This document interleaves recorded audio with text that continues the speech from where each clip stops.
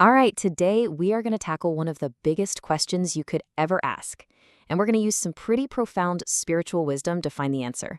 Together, we're going to explore who you really are, what's going on with your mind, and maybe, just maybe, what the ultimate purpose of your life is. So let's just start right there. Who are you? And I don't mean your name or what you do for a living or the face you see in the mirror. Those are just labels, temporary forms. We're going deeper. We're asking, what is the fundamental you that exists underneath all of that? So the very first step is understanding this crucial distinction you see here. On one hand, you've got the body. It's temporary, it's physical, and it's finite. But then you have the soul, eternal, formless energy. This isn't just some philosophical idea, you guys. This is a fundamental shift. You are not your body. You are the soul that's simply experiencing life through this body. And that leads to this really fascinating change in perspective. If we're all eternal souls, then we aren't just separate individual people walking around. We are all unique expressions, manifestations of a single universal power. We're all connected to the very same source. This right here makes that big, abstract idea perfectly clear. Just think about it for a second. Is that a ring? Or is it gold that's just in the shape of a ring? I mean, without the gold, the ring is nothing, right? In the exact same way, a wave is just a temporary form that the ocean takes. And this is the key. You are the gold. You are the ocean, not just the temporary shape you happen to be in right now. Okay, so if we aren't our bodies, the next logical hurdle is the mind, right? Because for most of us, our mind feels like the very center of who we are.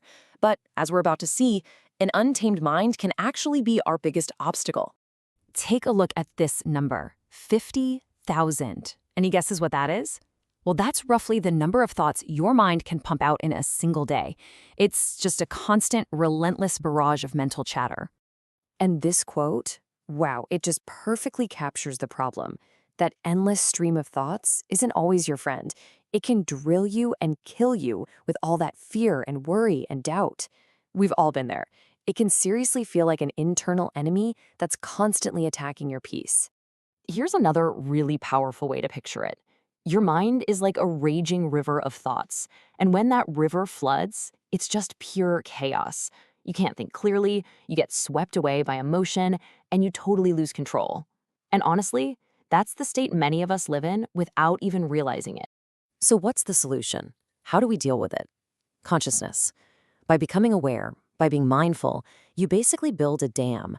Now, this dam doesn't get rid of the river, but it stops the chaotic flow. And in that new stillness, your true intellect and clear judgment, what ancient texts call vivek, can finally come to the surface. You go from being a victim of the river to being the master of its flow. So if we can learn to master our internal world, how does that affect our external world? Well, this brings us to manifestation. It's a super popular idea, but there's a crucial piece of the puzzle that almost always gets missed. See, manifestation isn't just about wishing for something. As you can see here, it's a really clear chain of events. It all starts with a thought, which then has to create a genuine feeling inside you. But here's the part people forget. That feeling has to inspire real-world action. Your destiny is shaped by what you do, not just by what you think about. This is the absolute key. People get so focused on the law of attraction, but they forget that the word itself has action right there in it. A thought without any action is just a daydream. It has no power to change your reality. It's just a wish that's wandering around with nowhere to go. So here it is. This is the real formula. Attraction. That focused intention and feeling, that's the seed. But action? That's the soil and the water. One is pretty much powerless without the other. It's only when you combine them that you can actually grow something real in your life. So we know who we are at our core, we know how to manage our minds, and we know how to act to create our reality. Well, that leads us to the ultimate question, doesn't it? What should we be acting towards? What is the whole point of all this? I mean, is this really all there is to life? This modern cycle of learn, earn, burn, and return? It feels a little empty, doesn't it? Well, there's an ancient perspective that suggests a much more structured, a much more profound purpose to our existence. This ancient framework, it's like a roadmap for a complete life journey. It starts with dharma, finding your unique purpose and living it. From there, you pursue artha, which is meaningful prosperity, not just chasing money. Then comes kama, the fulfillment of your desires. But notice, these are all steps on a path leading to the ultimate goal, moksha, or total liberation. Now, liberation can sound a little intimidating, but it's not about giving up everything you enjoy. It's about achieving the highest, most unbreakable form of happiness, a state of peace and joy that doesn't depend on what's happening on the outside.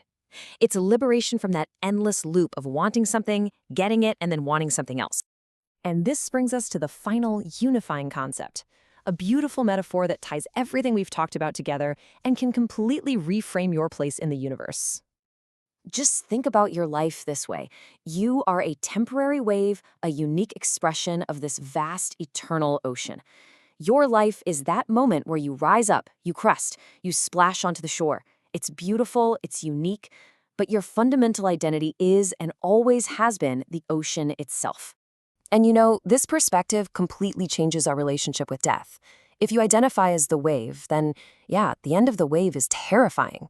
But if you know that you are the ocean, then what looks like an end is really just a return to your true boundless nature.